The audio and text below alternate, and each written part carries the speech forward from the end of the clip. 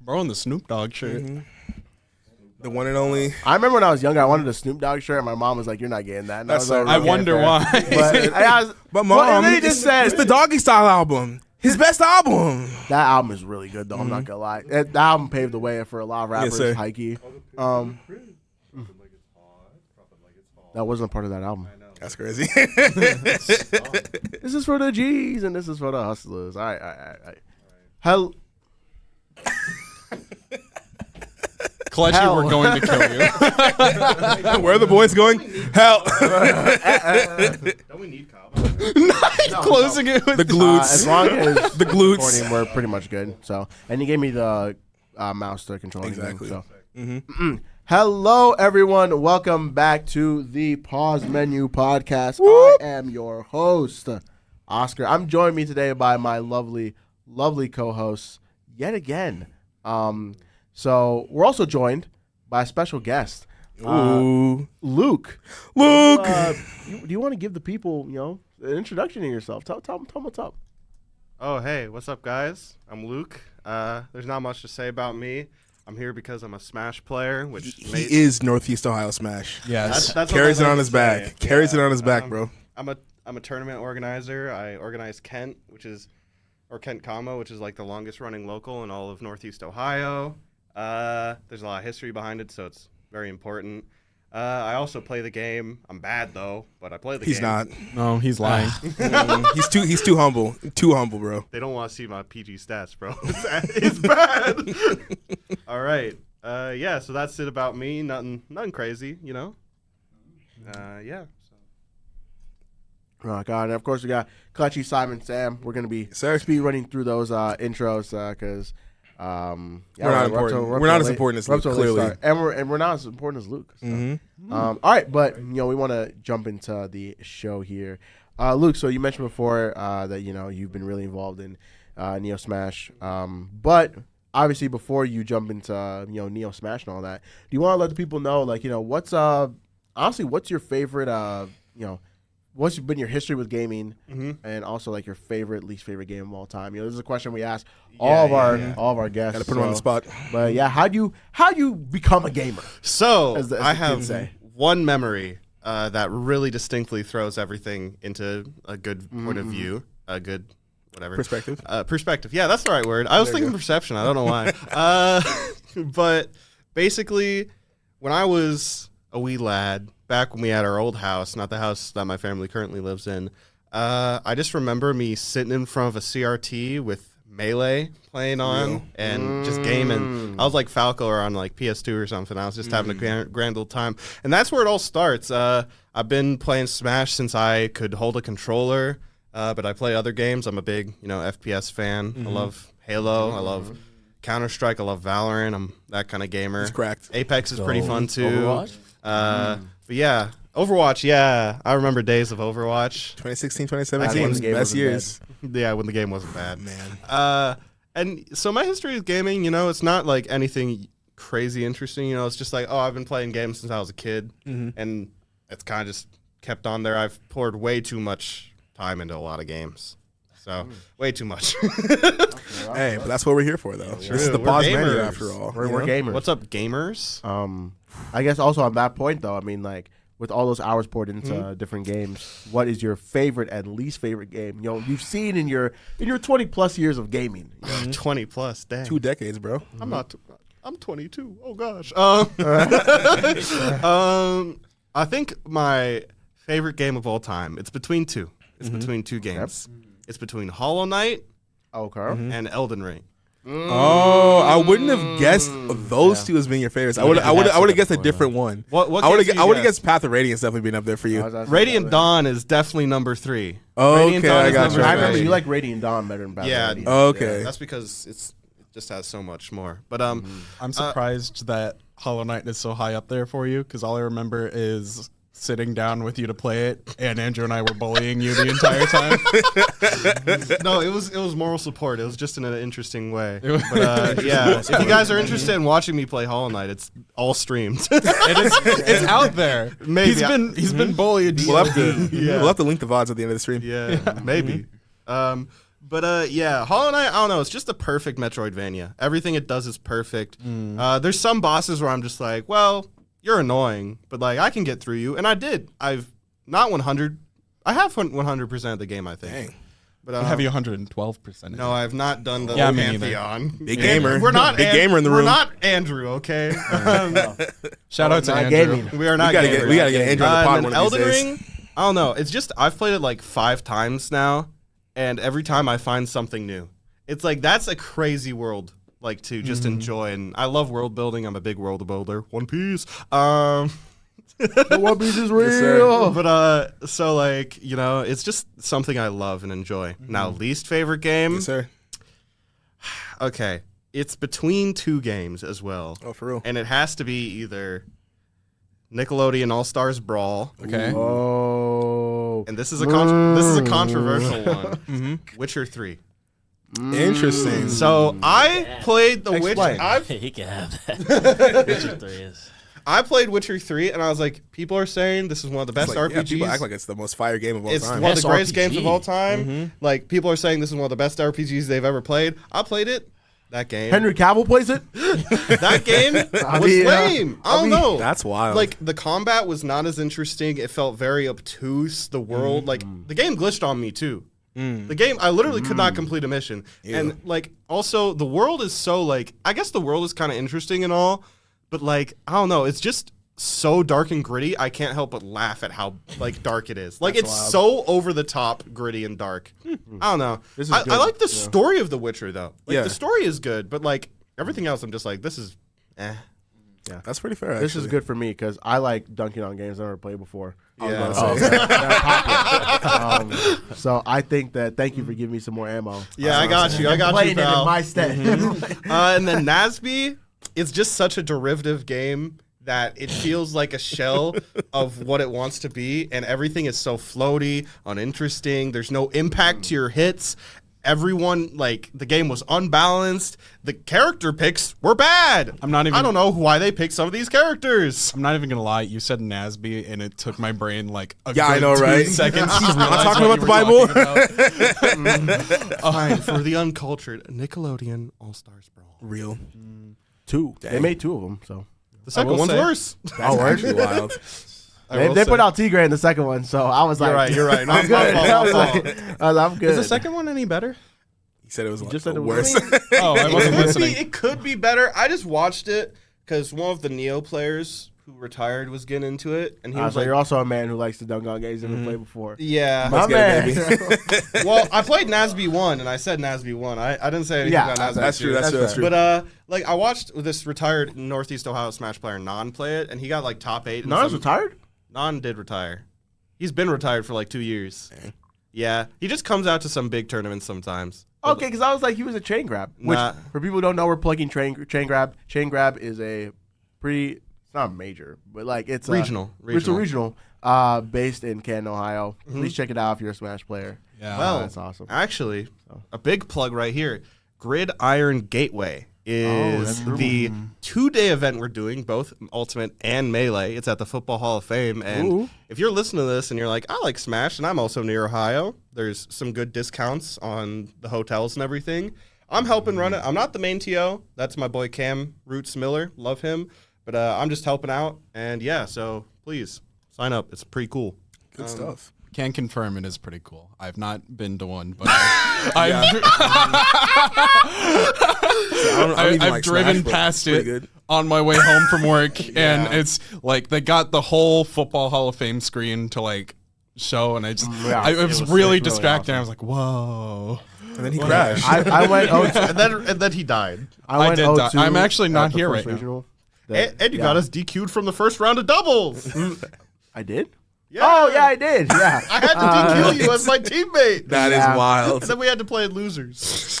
Yeah, but hey, we showed out, though. We showed out for sure. We got wrecked. We showed out. We got farmed. Yeah. So, At least your presence was known. our presence was known. True.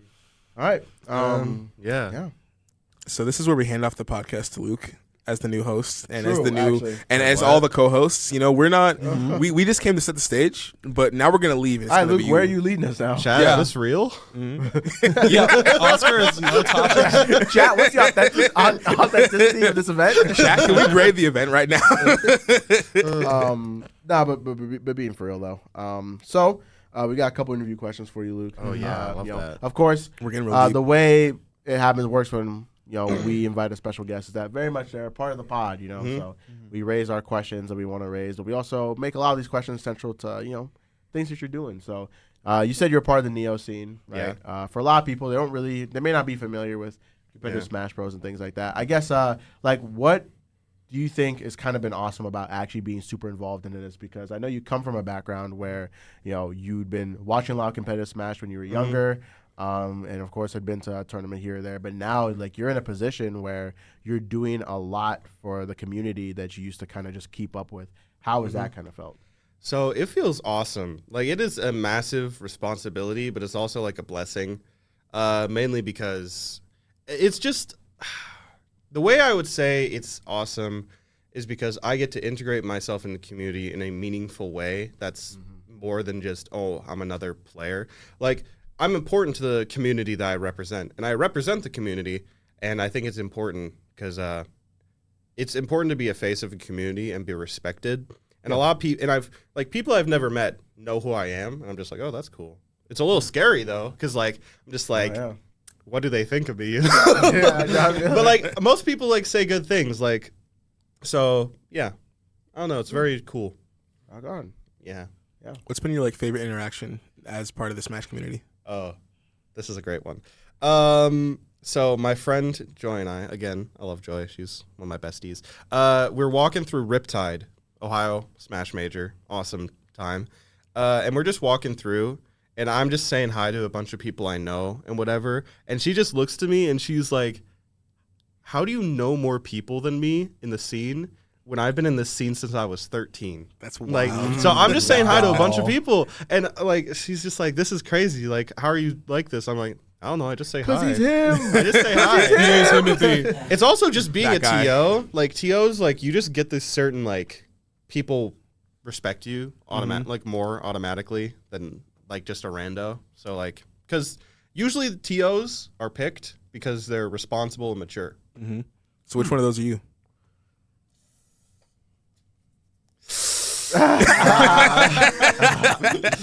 I don't know, man. I'm a greedy TO. That's what I am. Real. I steal funds. Hey, yo! It's like, did you say this was a prize pool?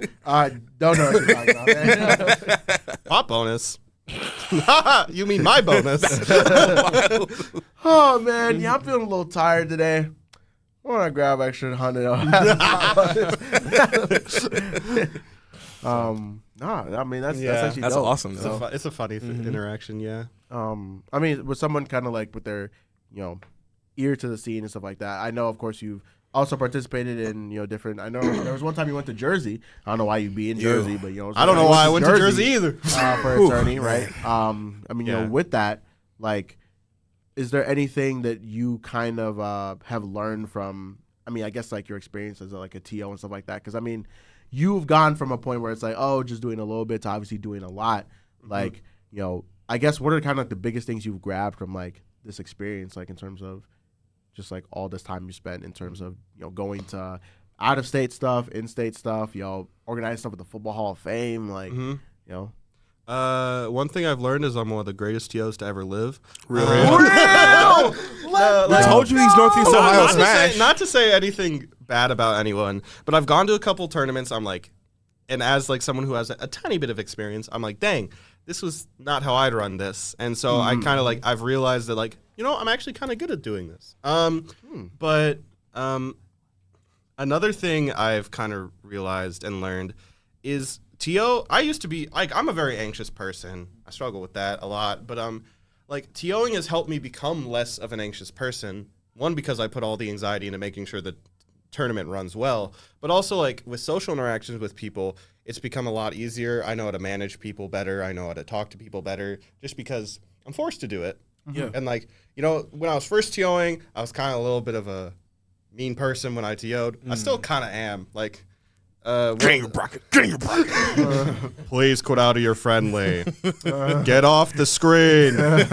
But no, I still am kind of mean, but like it's just kind of the nature of TOing because when you're in that environment, you're just like, It's about getting stuff done. yeah, basically. because I got You're the really- scheduler. yeah, Literally. I'm That's just a stressed about position it. of authority, honestly. Exactly. So.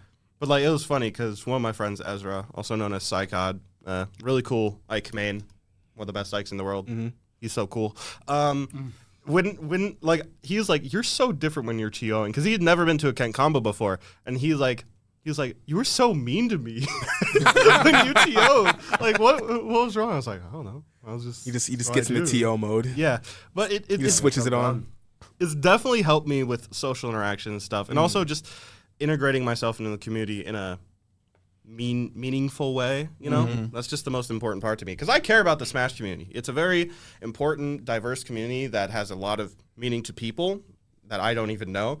And if I can in any way help that and become, make the scene better in a lot of ways, then that's more than enough for me. I love that. How you say that's affected your growth as a player? Because I know you still play, right? So I mean, like, I suck because I TO. explain that. So when you're TOing, you don't I'm a student as well. So I'm a student in TO. So I don't have a lot of time to go to other tournaments except the one I run. Exactly. And I don't want to enter the tournament I run because I want to run better. And also, when you're TOing and playing at the same kind time, of a conflict of interest a little bit. you cannot focus on it because you're thinking about how the tournament's going, and I just lose. And like that's also on me as a player. Hey, I'm just gonna say this now. These guys gas me up because they've never been to, you've been to a tournament and you've been to a tournament. Oh wait, you three have. I forgot about that. But they have not been to as many tournaments as I have, and they have not seen the absolute cracked things that I have to deal with on a weekly basis. One of our players just beat one of the best players in Europe. Like, Dang. she's so cool. She's so nice. I love Erica, but I'm never touching that, bro. What am I supposed to do? But like, no, like it definitely does affect me as a player because when I go to a tournament, when I'm not TOing, I'm so much better at the game. Like it's a palpable change. Yeah, like you have a lot more energy to just Yeah. focus on what you're doing versus Yes. what is everyone else doing? How's the tournament going? Are we proceeding according to schedule? Oh, Are they no, going to kick us out of the someone venue? just raged. Exactly. Someone just raged, and I have to deal with that after. That's so good. So- and then it's chalked. What characters have you been playing recently when you do play? Oh man, so these boys know me as the Ike player. Yes. I've been playing Yep. Ike for so long, but Since Ike, the beginning, yeah. He fights for his friends. he's kind of out right now. Ike is still good. A lot of people put him as bad. I still think he's a solid mid tier, but I was just kind of tired of, playing him a little bit. He kind of gets frustrating because he's really hard to make work in the current meta. So I'm playing Wolf right now. Real. Wolf is Star Wolf. awesome. I love Star Fox, so it's a good pick for me. If people don't know how I pick characters from games and series that I really like. Real. There's a few exceptions though, like I'm playing Korn as well, just because she's good and she does what Ike does but better. So I'm just playing her a little bit too. I also have never played I played one Donkey Kong game when I was younger. I played Donkey Kong Jungle, the one with the bongos. Oh, yeah, I Banger- wanted that game so bad. Banger game. Actually. Banger game. But I played Diddy Kong a little bit too. He's fun. So, but yeah. So have you played Diddy Kong Racing? DS. No, I have not. Mm. But yeah, so I've been playing mainly Wolf, but I'm in like a little bit of a character mix up because I'm just trying to figure out my friend and roommate, Roman. Shout out Roman. He's so cool. Also one of the best players in Ohio. Ranked 11th on our PR. Dang. Lucario as well, which is not the best character, but he makes him work just because Roman loves his bull crap. Roman loves bull. But yeah, like Roman's been helping me with that for a long time. Like I settled on Wolf, but it's still like up in the air who I'm really gonna settle on. I've been playing Aegis, Fire Mithra, a lot because they're broken. Yikes. Yikes. I hate Xenoblade, so I can't believe I'm doing this to myself. That is so wild. But yeah, so I don't know. That's kind of who I've been playing recently. Just experimenting Do you feel like being a TO has affected your enjoyment of the game at all? a little bit. I feel it's hard to not look at the game as a job, Yeah. like or as an obligation. Yeah. Because like also when you're a TO, like people are like, okay with you being bad at the game because they understand. Like, but when I wasn't a TO, people wouldn't respect me as much because I wasn't as good. But like now that I'm a TO and I get the respect from my TOing, so like, do you feel like do you feel like, I don't know, how does that make you feel as far as like the respect coming from a different source now? I hate that people will put value on a person just off a video game. Yeah. It's kind of wild because people will glaze these top players to no end, bro. Like dang, bro, hop cool. off. Like, hey, I'm a tweak stan. I'm doing monkey flips on him. Okay, listen, I'm a tweak stan. Pause. Pause menu. No, like I'm a big tweak fan, and like, but like, I'm sorry. I'm gonna press the start button right now, please. But like, just like treating these top players like they're a different kind of person, like they're breed, above you, is wild. So like, I don't know. It kind of pisses me off when I see that. It makes me mad because I'm just like, I respect everyone, no matter how bad you are at the game. Because like, I want to like, it doesn't matter in the long run. At the end of the day, we're just playing a game, guys. We're really just Also- playing games. I mean, you're better. Don't get me wrong. I can definitely see where you're coming from. Where it's like, I think that it's awesome that you have gotten to this level, and of course, I want to get there too. It's cool. But like, I mean, I'm not gonna look at you any different just because like you're at the spot, dog. Yeah, and like also, it's shoot, I forgot what I was gonna say. I do want to ask you though, like, has TOing made you want to get better at Smash, or like, are you at a point where you're kind of like content with your like, like you're secure where you're at. Like, I'm not content. I want to get so much better. But it's definitely impeded it.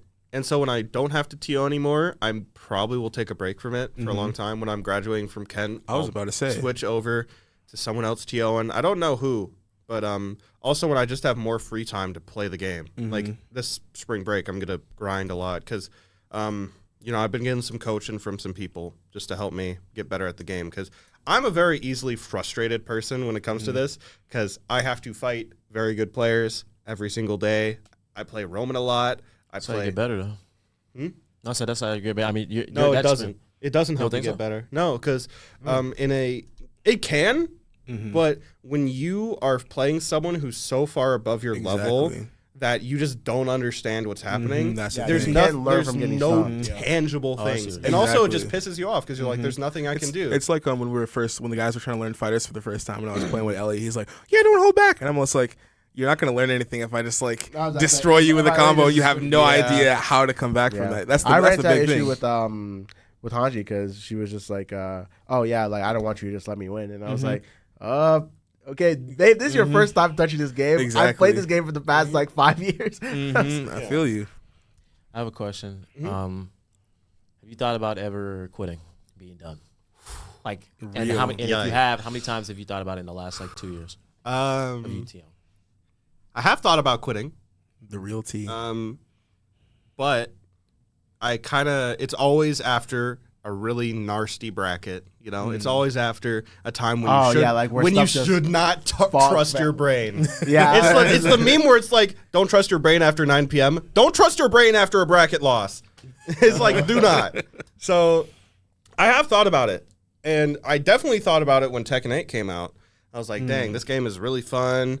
It's enjoyable. And I still love Tekken 8, but I want to play both. So, yeah. Yeah. Speaking of Tekken, like, I mean, how's that been going? Because I know you picked that up. Like, I know generally you're a fan of a lot of different like fighting games. So, do you foresee Tekken as something that you like really want to supplement on the side of Smash? Because like, I know for you've always said that like, Smash has kind of always been the bread and butter. So, like, do you see it as something that's very like, like, oh, like, I think I actually do want to like, sometimes when I'm not feeling Smash, do this. Oh, Tekken is the game that is kind of like I'm playing a real fighting game now. I don't have to deal with Minecraft Steve. This is awesome. But a man's fighting game. No, like I really do. Like I want to play them equally as much. Like both Smash and Tekken, I love them both. So I'm just playing both equally. But I haven't played Tekken in a while, mainly because I'm trying to play on box, but my box controller doesn't work on Roman's Xbox. So I can't play the game the way I want to. So I'm saving up for Tekken right now. Dang. Yeah. Rough. So like what makes a fighting game stand out to you as one that you want to invest time into? Because as someone who's kind of more outside the space, like I really like hearing people who are into fighting games talk about the different things that attract them to it, but it's always difficult for me to be like, okay, I want to pick a game outside of just either I recognize the characters, the mechanics look cool, or the game seems to have some kind of sauce that I think is interesting. So like for you, as someone who's more entrenched in the scene and knows a lot more about mechanics and how games like this work, what goes into you deciding if you want to pick up a fighting game and like make it a main? So for me, I'm a big movement fan in fighting games. I love my movement. That's why I love watching Melee. Like Melee movement is unmatched. It's so pretty. It's like graceful. It's amazing. And I can't do it myself because I'm not trying to destroy my hands. My hands are already destroyed from drumming. But like movement and also just like balance are a big thing for me. Like I can deal with a character that's broken a little bit. But, like, if there's, like, a Meta Knight in that game, I don't know if I'm getting close. But it also depends on, like, who the broken character is. Because, like, in Street Fighter 6, something that, like, kind of strayed me away from it was, like, how busted JP is. And he's, like, the new main villain and stuff. But, like, his kit is so frustrating to play against. Like, zoners, I'm chill with them. I like zoners a little bit. I actually really enjoy how zoners work and play. I play a couple zoners. But, like, a zoner like Dhalsim is so much more interesting and cooler than JP because like Dhalsim, like he uses his body, you know, like it's normal. Oh, but, like, could you explain to people what zoning? Oh yeah, zoning. If you don't know what it is basically like in fighting games there's space and in front of you, you know, that's kind of like there's neutral in front of you. There's neutral space, but zoners control that space and make you have to fight. That's the space between both of the fighters, right? Yeah, the space between two fighters, and they make you have to fight for that space through like tooth and nail kind of things. They use like projectiles a lot generally? Projectiles, but it also can be like just disjoints and stuff like that, which disjoints are like hitboxes that do come from the body, but like they don't have a hurt box, which is, you know, oh, you can get hit on that hurt box. Yeah. But I think Dhalsim's well designed because he has a hurt box on all of his, you know, attacks because he just stretches out his legs and stuff and kicks you and whatever. But JP, he just uses like all this teleport mumbo jumbo psycho stuff that's just like I'm attacking you from here, no I'm here, no I'm here, and it's really frustrating and annoying to fight through. And but like other fighting games like Tekken, there's no zoning. You are fighting. There is no neutral. There is advantage and disadvantage, and you're trying to get out of advantage or disadvantage. And that's like there is neutral, but it's like very different from other fighting games. Is it a lot more fluid? Kind of like goes back and forth a lot more. Yeah, because like in Tekken, like everything is kind of a lot slower than other fighting games. I noticed that. But like it makes it feel faster because it's learning when your turn is more than any other fighting game. And I really enjoy that kind of fighting game. And also with Tekken, it's different because you can't just crouch block and block everything except highs, because how it works in Tekken is highs and mids are blocked by standing block, but then only low hits are blocked by low block. Interesting. So it's very different. For other fighting games, it's usually like, oh, you just crouch block and you're good. But yeah. So basically, I think in summary, what attracts me to a fighting game is the movement and basically how fluid characters feel and like how cool they are. You know, there's a lot of factors. I enjoy like almost every fighting game. Like I was talking about Street Fighter 6 and like how I don't enjoy JP. I still like Street Fighter 6. It's a great fighting game. I love Guilty Gear Strive. I used to like Fighters until they kind of messed it up. And I love me some Fighters. Fighters is fun, except when Vegeta Blue gets me in the corner, then we can turn it off. Not even broken anymore. I think. Oh, sorry, were you done? Oh yeah, I'm basically done. I think for me, when it comes to fighters, like I'm the type of person, like I don't know what it is. Even Oscar can attest to this. Like usually, like I'm like in terms of like an average player, like I'm like slightly above average, just in case in terms of like I guess like fighting.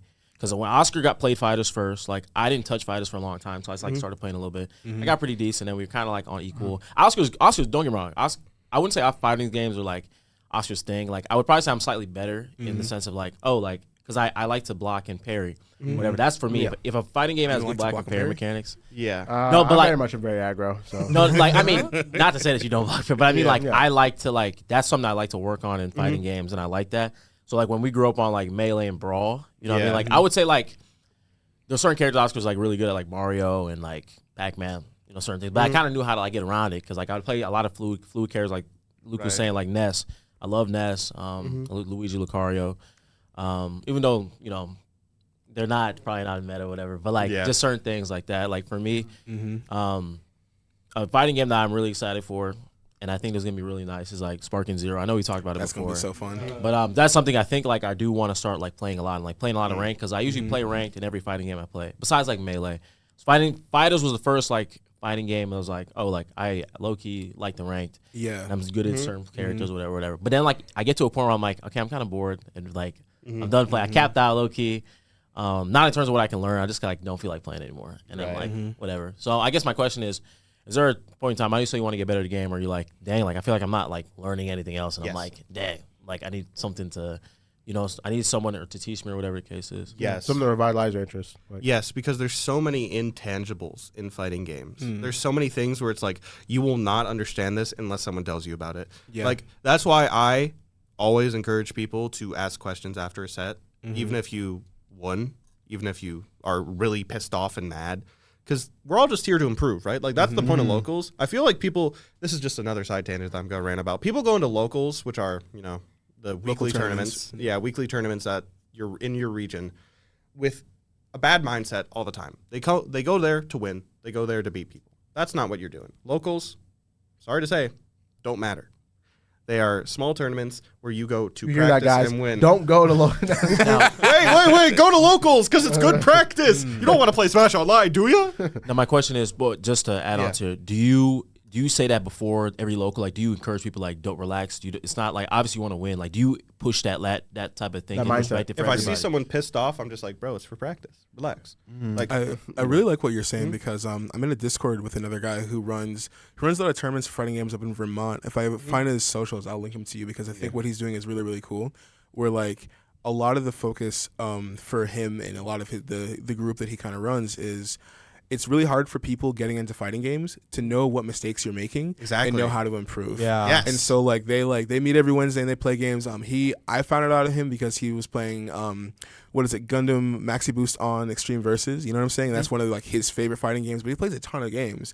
But he's really knowledgeable, and one of the things that he really like harps on a lot is like you were saying, using games and working with people to figure out where your weaknesses are and how to like make them better. Exactly. Because for me, as someone who's like only played fighting games really sparingly, the most frustrating part is like trying to get better at a game, going into like ranked online and being like, I know that I'm losing and I know that there's something I'm doing wrong, but I don't know what I'm doing wrong, so I don't know how to correct it. Exactly. And so I'm just throwing my head against the wall, basically, and consistently seeing myself not make the progress that I want to see. You can watch videos, don't get me wrong. It's cool watching combo videos like from people who know what they're doing. But I think like a really big part of actually learning how to play fighting games is actually getting some kind of feedback and being able to figure out what your mistakes are. Do you think that the fighting games themselves could do a little bit more to kind of like help people see what they're doing? Or do you think that needs to be more of like a actually interacting with other people playing the game kind of a thing? I think if you want to get better at games or fighting games in general,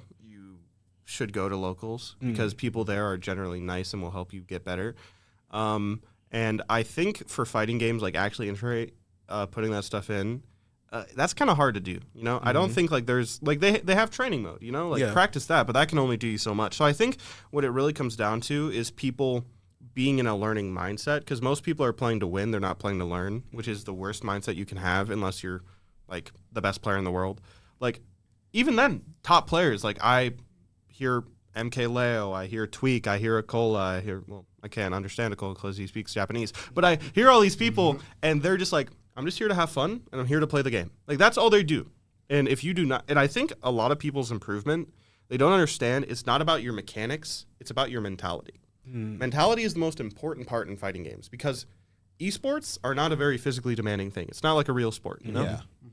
Well, it's not like sports. That's a controversial take. It is. I mean, but I like esports are sports. They're just not, as physically demanding. I was just going to talk about that. How do you feel about that stance oftentimes being brought about? Because we see a resurgence. Well, not a resurgence, but more so just some more discussion. This rise where esports is starting to grow. It feels like it's been growing for a while now, especially with just like League of Legends and stuff like that. But as our generation, which is more familiar with it. You know, we're already super invested into it. As they start to, you know, become adults, like, what do you kind of foresee shifting, kind of in that perception? I honestly, to be 100% with you, I just don't care about the perception. He's so real. Wow. Because, like, dog, we're playing video games for money. Like, that's just cool. Why do we care about other people's approval and what they deem what we do? Like, why should we care? It doesn't matter. Like, just play the game. Who cares about how people think about it? We're here to have fun, and that's all that matters. Do you think the gamers are too defensive? Yeah. 100%. Bro, you talk about it's because these people don't have social interaction ever. That's so wild. Like, Terminally online. yes, exactly. It's these terminally online people who don't understand that just because someone disagrees with you on something, like, Doesn't mean they insulted your own family. exactly. Your bloodline. Or Like, something bro, it's like that Twitter thing we talk about. It's like, man, I love waffles. Oh, so you hate pancakes? Yeah, It's exactly. like, bro, Where did you no. get that from? So, like, sports and esports are along the same vein, and I think they're both important. But people need to understand that sports do, in fact, take a lot more than esports. It's a very physical and mental thing. Where esports can be physical if you're like playing a fighting game or something like that. Like, you have to have good mechanics and stuff like that. But it's mostly a mental thing. Like, you're not like pushing your body to like extreme lengths unless you're like, I don't know, crazy. I know would- what you're doing. I would agree, and I think even esports is low key more mental because I think, in my opinion, you can put more practice into esports because your body, you're not waiting on your body to recover or anything. Exactly. Oh, yeah. Like, granted, okay, your hands, cool, whatever the case is, but you can put a lot more practice in. That's why I think the skill gap between esports and maybe regular sports. sports, athleticism, you're only so much more athletic than the other person or so much Exactly. taller. You can be carried by a lot of factors, but esports is more so if you're good at the game, you're good at the game. Exactly. There's no like you can't get saved by anything. I guess your reaction time, but that's Yeah, I mean, when you're all under 30, then it's just like the reaction time difference is negligible at that point. So I feel like esports is over time will get more and more respect, right? Yes. And as more obviously when the money starts flowing, people pay more attention. Once money starts coming in, that's it is what it is. But not to say that it's not coming in now, but I think esports is gonna take a while for it to be like more and more scholarships get pushed out and more more schools start going that route because I think it's a very lucrative. future of esports is in college, I think. Yeah, I think, agree. but the problem is some esports scenes are not very receptive to the college esports scene. Interesting. Riot kind of just killed the entire high school scene of League. Really? Because they didn't have a way to management, and they don't like when they can't manage everything.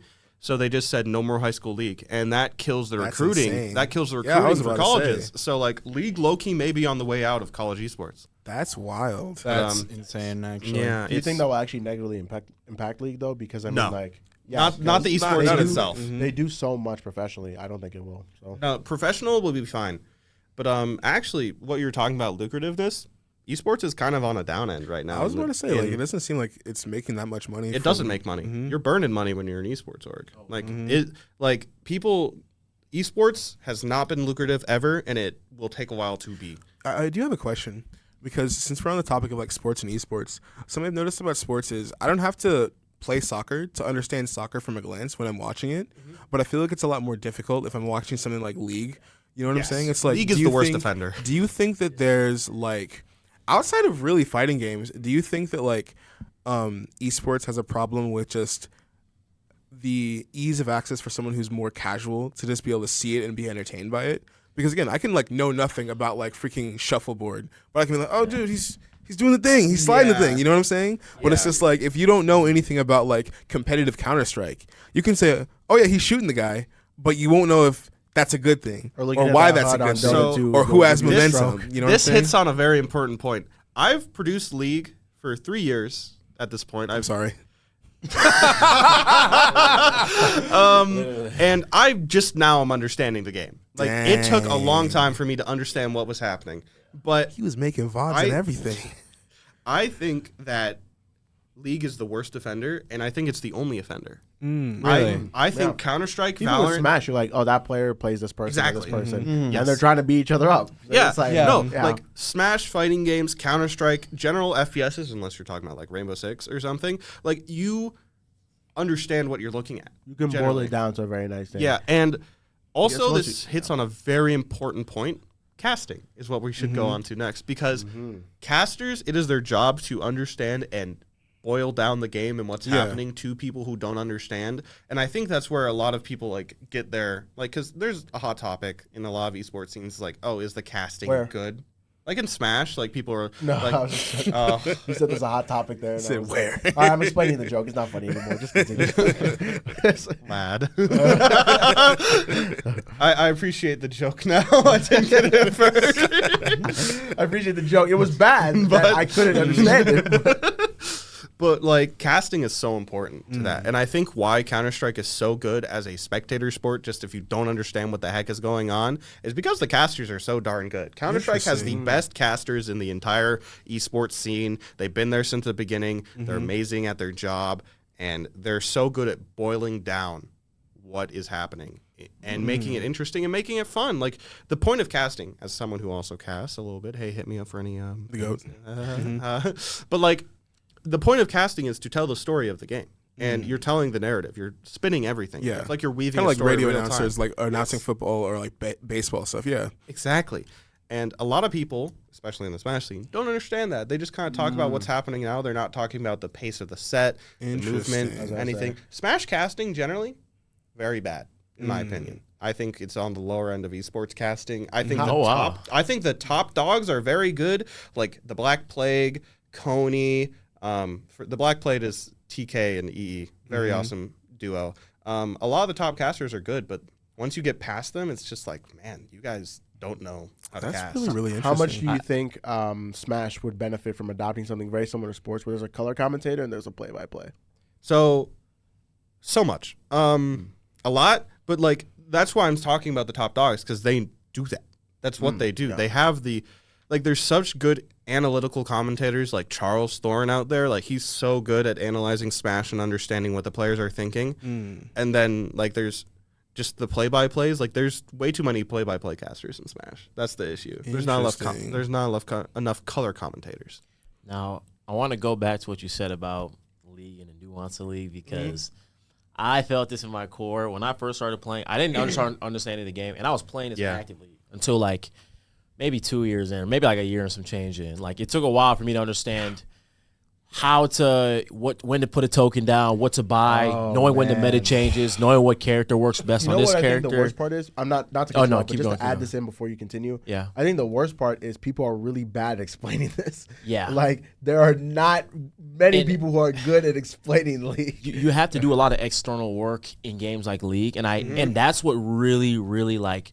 I at one point I was like, oh, I want to get good at this game, but it felt like I have to do so much. And I felt ashamed because I used to, when I was playing League, I used to open up Chrome and be like, all right, let me look at this Fizz build. Real. And then my friends would be like, what's taking you so long? I'm like, oh, hold on, I'm opening this up so I can play the game. And sometimes it's like that. Like some games, you really have to like know a lot beforehand. Like and you're talking about Dota, like stuff like that. It's a lot of layers and complexity. And that makes it harder for the spectators to even know why they're making the choices that they're making. Yeah. Because the players only have a superficial understanding of how it works. And how the spectators. Exactly. And then tough. it makes it harder for you to want to get people into the scene. Because it's just like, if I want to bring like my younger brother or like my best friend that I just met at college or whatever into a fighting game or like another esport that I'm trying to play with them, and they can't even tell what's going on at a glance, then for them it's just like, this seems like I need a PhD and 3 years of experience to have at least a general understanding of what's going on. And that's how why I'm getting people into the scene. That's why I'm really happy with the trend that's kind of going on in these fighting games is making it easy of access. A lot of people complain about that. I think those people are stupid. Like auto combos and fighters, or like the modern controls in Street Fighter 6. Exactly. It's like the more people we get playing fighting games, the better. Like that's what we need to understand is more people, more tournaments, more scene, more everything.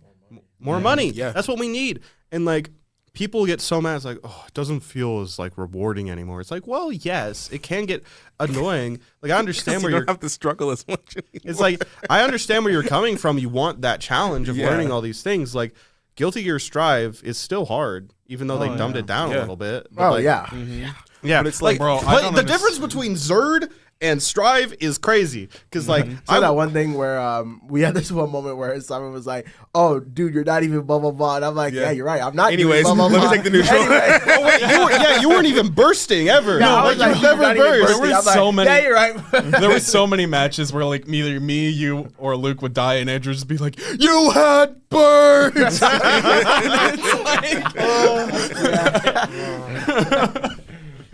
Sorry, Luke, you were No, saying. it's just that's the thing. I just like seeing how like not dumbing down when they're doing it, but making it simpler. And making it more 'Cause, like- accessible. Because there was a similar conversation in the Monster Hunter community between like older gen games and then 5th gen, starting from World and Rise and moving forward, where people are just like, "What do you mean I don't have to use cold drinks and hot drinks anymore? What do you mean there's no Blade Master and then Gunner Armor anymore? And they're making it so easy for the kids." And it's just like, on the one hand, I like some of these older things because it like adds to the immersion, I guess. But at the same time, like having people not have to Google how to do stuff is kind of good for them to play the game. Yes. Yeah. Like no, having tutorials in the game is kind of great so they can know how to play the game. I You know what I'm like saying? being able to Yeah. pick up a game and understanding what I'm supposed to do. Through its Exactly. tutorials. That's a The good games where feeling. you don't have to Google stuff like are the best. Especially, I mean, I think the only exception I can give for this is like Ocarina of Time, but that's mostly because like again like it's puzzles and you might be like, "Oh, okay, I'm stuck on this puzzle for something." And then, A puzzle and then is different.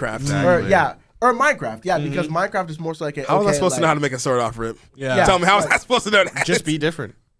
This is why he's him. But yeah. Like, another question I really want to ask is, do you think certain games, maybe like a Smash or a League, would benefit from having an ambassador? And the reason I say this is because, or like a household name, because there was a time back where the NBA was a very fledgling league. You know, it wasn't nearly as popular as the NFL or the MLB, but that all changed when Michael Jordan stepped on the scene. And he became an international ambassador for the game. Same thing with Kobe Bryant. Same thing with LeBron and Steph Curry, to a smaller example. Do you think Smash Bros. Would benefit from having a household name where it's like, oh, like a lot of people know who MKLeo is. They know who Yes. Faker is like and stuff like Yeah. that. Even those people, for people who keep up with video games, you have a slight idea of who they are. But to have a household name, do you think like that could really alleviate a lot of the problems that some of these games face? So I think like if you're talking about League already has it. They have Faker. Like people know who Faker is. Yeah. Faker is literally a celebrity in Korea, and like Oh, okay, and on right, the grand yeah. stage. Why I say That's all stage? I don't know who Faker is. That's because you live in the U.S. and also you don't play League. Yeah, you're also You never touched You're League. probably healthier for it. Low-key. That's why it's a nursing major. But like I think Smash kind of has that with people like Hungrybox and Mango. Yeah. But Mango represents, in my opinion, I love Mango. I think he's a cool dude generally, but he represents a very bad part of the Smash community. He drinks a lot and he is very the boomer aesthetic. yeah, he's very, I don't know, he's just very carefree, which is like, that is the spirit of Melee. And I really appreciate that he still embodies that, but it doesn't look good for sponsorships. That's fair. That's fair. But there's people like Hungrybox who are kind of pushing that. Like, he's been streaming for so long, and like, despite what people think of him, I don't care. I've never met the guy in real life, so I have no opinion on him, unlike terminally online people. But People gonna hate. So yeah, people hate just for not knowing what anything. they get bored. I mean, Yeah, so it is but- what it is. Hungrybox is important because like he is the biggest Smash streamer, Yeah. and he is charismatic. He knows what he's doing. can He's a communicate. businessman. Yeah. He owns part of Liquid, and he's pouring so much money into the Smash scene. Like I'm grateful for what Hungrybox does, and I feel like if anyone should be our like face of the face, community. it should be him. That's because a lot of the Smashers in the Ultimate scene, like they do nothing for their social media gang or anything. Like Tweak does a podcast every week. Only thing. I don't think he's tweeted in so long. Like these people, these players don't do anything. Like it feels really hard to get content out of them. And like, Do you which think is- it's kind of a responsibility to them, like where it's like they have a responsibility to promote the game? I don't think we should put it on them, but I think if they were willing to do it, they should do it more. Yeah. Or if they commit to doing Yeah. it, you should hold them Because like accountable. I'm not gonna say, oh, you owe us so much, you should give us all that. No, like they don't owe me anything. They're just playing the game that they love professionally and getting paid for it. Like that's all they do, and that's what they're trying to do. They're focusing on being the best and being the strongest player they can. And I respect that deeply. But also, like, it would be nice to see them have a little bit more social media presence, try and kind of interacting with the community a little bit more and those outside the community. Yes. Because I guess my question then it kind of bridges the visibility and like immediate understandability of the game for casual people, and then also what we're talking about as far as like, you know, having a figurehead. How would we have like an ambassador for a game if the casual person doesn't have like a really easy way to experience watching Smash? You know what I'm saying? 'Cause, like, for something like basketball, right? You can turn on the TV and watch basketball. There's basketball, like, it's like even like maybe you can expand a little bit on the NBA example, but was the NBA still like televised even when it was smaller? Yeah, so it was on different types of networks, like ABC, TNT, and it was still like a sport that people could immediately see and understand. And people always you know what I'm local saying? networks too. So exactly, you know, games for their team. But I would say like at least for what we have, at least where the world is currently right now, not a lot of people can really easily access esports to like the almost lazy degree that you can with sports. You can stumble into watching People sports. People are so bad at you can like go to your doctor's office and be watching sports. You can go to the airport and be watching sports. But esports is not that ubiquitous, at least not here in the US. You know what I'm saying? I feel like in a way some people have kind of tried though, because I would definitely be remiss to not mention that I've walked into a bar and seen esports. Exactly. It's on esports ESPN now, right? Is it? Was it League? Or was it Valorant? There was something called E-League back in the day where League and CS:GO, I think, were two of the ones I saw. I was about to say. Yeah.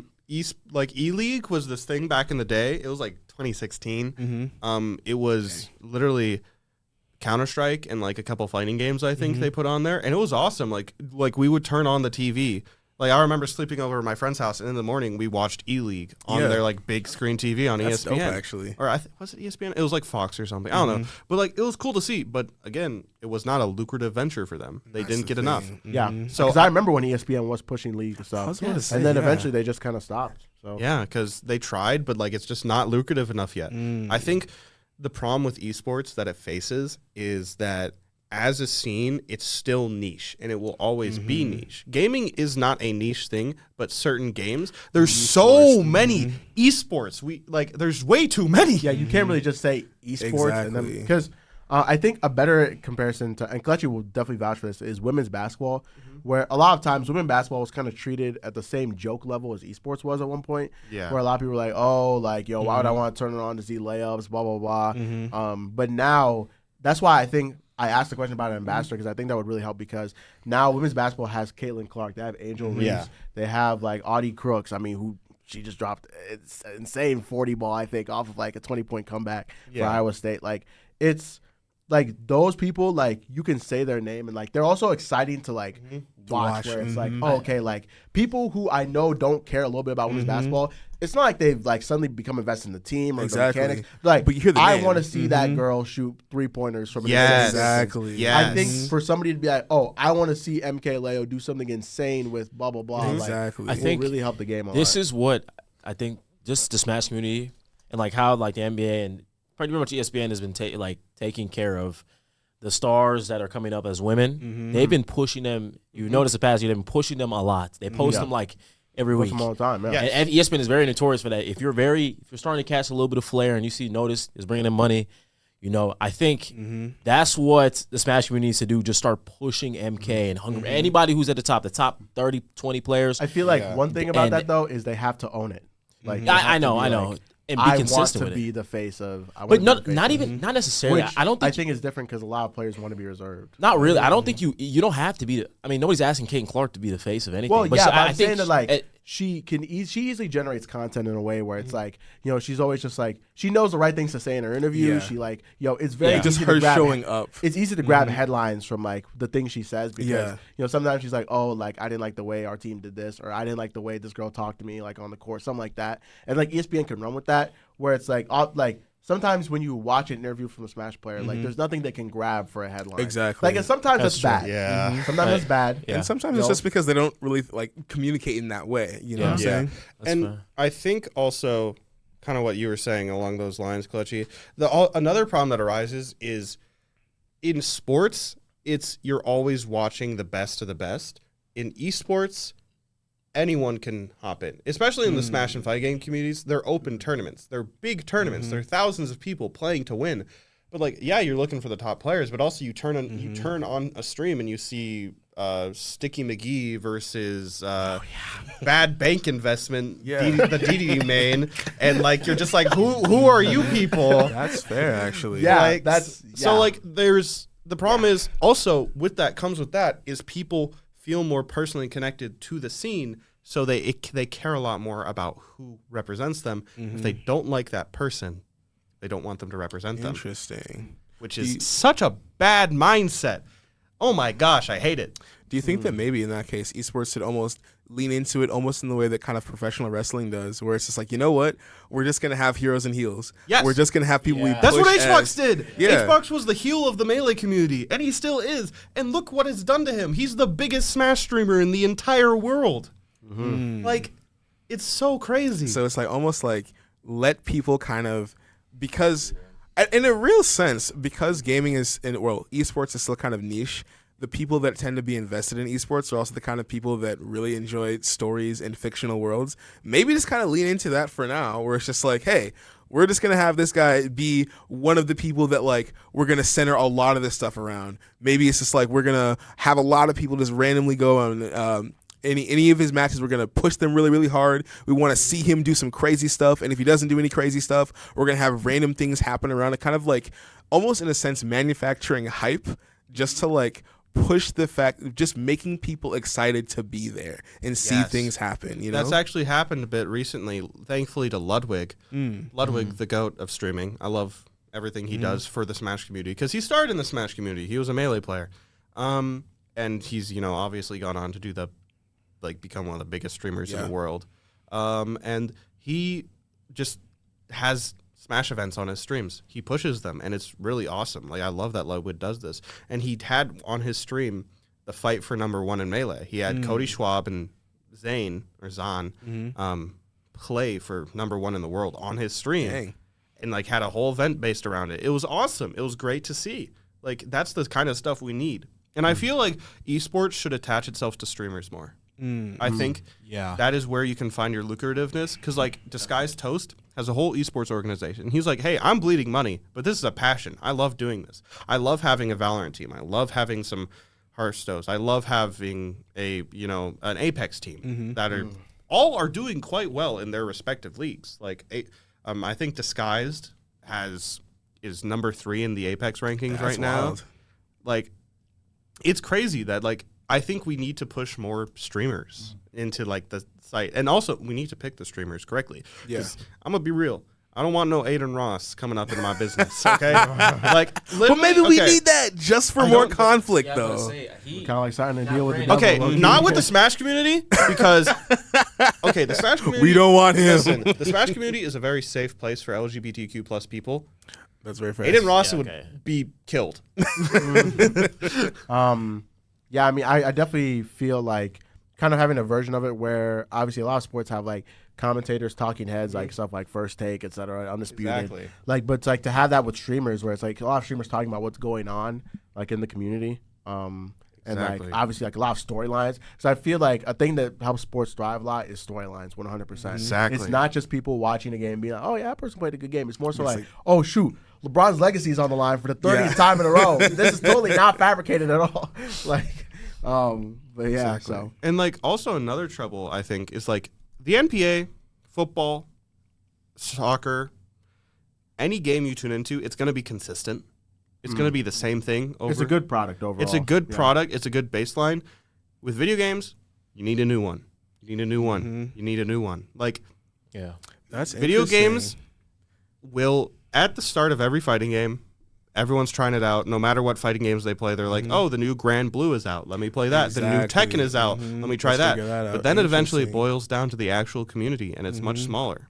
So, like, with Smash, like, it's still going strong, but it's definitely smaller than it was before because the balance patches are pissing everyone off. Everyone's mad at Steve and Kazuya and all these DLC characters that are making people mad, and we're just waiting for a new one, but we don't know if we're going to get a new one. Like, we don't know what Sakurai's doing. We don't know what Nintendo's planning. Interesting. Do we have to wait for the new console? That's actually a really interesting point where it's like, with sports, the rules aren't going to change. Exactly. But with fighting games, the rules They can always change change a little bit slightly, but like it's never like anything. Never where it's anything like, major. Now you have to know what I'm bounce the saying? thing on your head. Exactly, right? But it's just like, oh shoot, like literally between games, a character can play substantially differently. Yes. And then if you don't know that, especially as a casual viewer, then if you don't know the differences and why they're significant, then it makes it a lot harder for you to get invested in the storyline. Why the character why the person who's playing this character, why their struggle right now is important at all in the grand scheme of their career. Exactly. You know what I'm saying? That's actually really, really interesting. Yeah. Do you think that like esports orgs or like people who are streaming should like try to bridge that gap a little bit more by like communicating things like that? Like, I'm just wondering like how because it's so niche, it feels like unless you know what's going on already, there's a ton of things you just won't know if you just tune into a stream. You know what I'm saying? And that makes it a lot harder for someone without the background in esports or really in gaming at all to just kind of jump in and say, I want to like start watching this and get invested into it. You know what I'm saying? Do you think that there's any tools or any things that like esports could do to kind of facilitate making that like transition a little easier for people? Pardon me. I feel like it's kind of just, I don't know, honestly. That's just, I'm going to be 100%. I don't know. Because, like, with that question comes a lot of, like, well, what game is it? What game are you tuning in? Do you have a streamer to ask? Do you have someone to ask at all? Like, what are all these, like, intangibles that you can't really think about? And I think it just boils down to when someone asks a question, don't, like, make fun of them for it or something. Because they don't know, you know? And I think some games do this right, where they don't change much. Like Counter-Strike, from Counter-Strike Global Offensive to Counter-Strike 2, barely changed much.